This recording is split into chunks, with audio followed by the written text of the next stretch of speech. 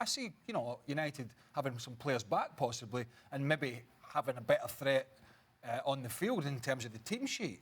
But I don't think they're going to be able to crowd Messi in the Nou Camp the way they crowded him at Old Trafford. It was all a bit central from Barcelona at times, and United were able to get bodies in there, and the space for the little fella to operate was denied. I don't think they're going to be able to do that in the Camp Nou.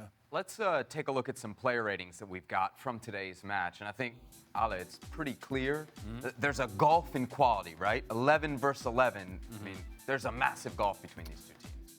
There is, but I also think that there's also a gulf in quality as to what Barcelona can be and what they were today.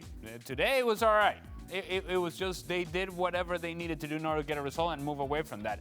As to what they can be a whole lot more dominant.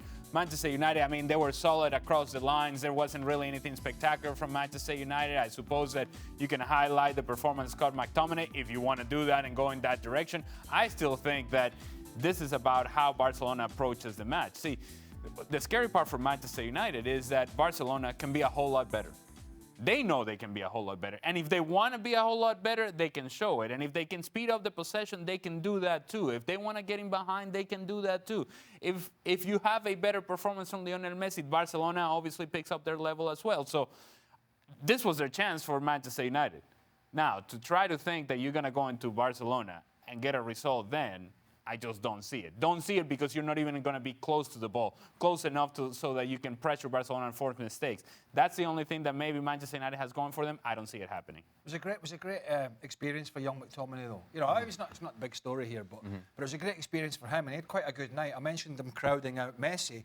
He won quite a few duels in there. He's a young man, and all of a sudden he's thrust into the team and he's playing against the greatest player on the planet at the moment.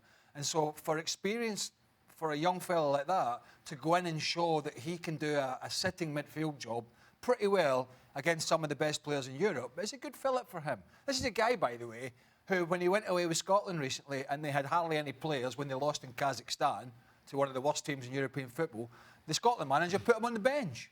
And here you've got Ole Gunnar Solskjaer, maybe for different reasons, putting him out there to try and do a job on one of the best players on the planet. I think that's a good shot in the arm for the fella. You feel like Barcelona will feel like they left something on the table in this? No. They could have done more damage? Maybe in the second leg if they capitulate. Listen, Barcelona, again, kind of given how they've been on the road in Champions League at this stage of competition, you take the win.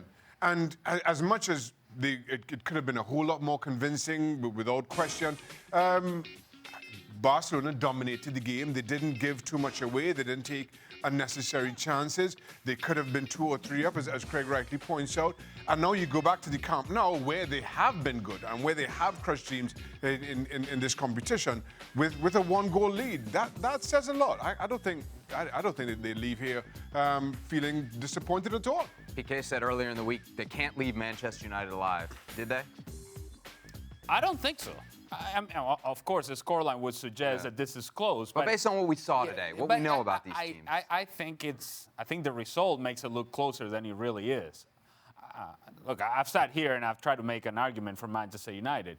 And I just don't think that argument has a lot of validity when you think what Barcelona can be. And we saw it today, stuck in second gear, so as we just mentioned, sort of kind of just passing the ball around, sometimes sloppy in possession, sometimes losing the ball in bad areas like Sergio Busquets did a couple of times. And you still go away from home and win 1-0. And so if there's a whole lot better for Barcelona to be at home, then why would we think that this would still be alive? Look, the scoreline makes it closer than it is.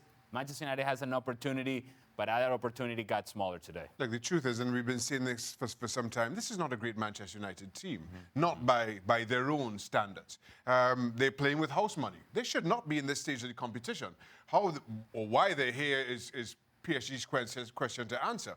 But they know that they were outplayed for large spells in the previous round, yet still they're here somehow. I don't think they're on a hiding to anything, and I don't think this result surprises anybody or has anybody in Manchester pressing any kind of a panic button about what needs to be done. Craig, what's United's play in the second leg? Park the bus and hope? They'll defend deep, and they'll probably try and play with a bit of pace up front and do what they did in Paris, which is be dominated, and then hopefully they make mistakes, and they made some hell of a lot of mistakes. I think Kerr made the first mistake, and then Buffon was terrible, and then they got a penalty. Some debated it. Most thought it was a penalty. We're asking that lightning to strike twice, is basically. And how many bad games or average games does Messi have? Messi, and I'm talking by his standards. Right. Every time we switch on the TV or go on social media on a weekend, he's got 2 or 3 goals in La Liga, particularly at home. So if he's another quiet night and they make mistakes, then you have got a chance. But I just don't see that happening. Yeah, hard to expect another quiet night from Messi, right? And when we say quiet, again, it's his standards, right? So his standards are different than everybody else's. But he is the one that set up the goal. He is the one that whenever he touches the ball, everything happens for Barcelona. And by the way, Manchester United gets nervous. And then they crowd him and they get numbers around him. Eventually, he's going to be able to play out of that pressure. When he plays out of that pressure, it's what creates problems for everybody else. And it's going to create opportunities for everybody else. And I just don't see the same Barcelona at home that we saw tonight.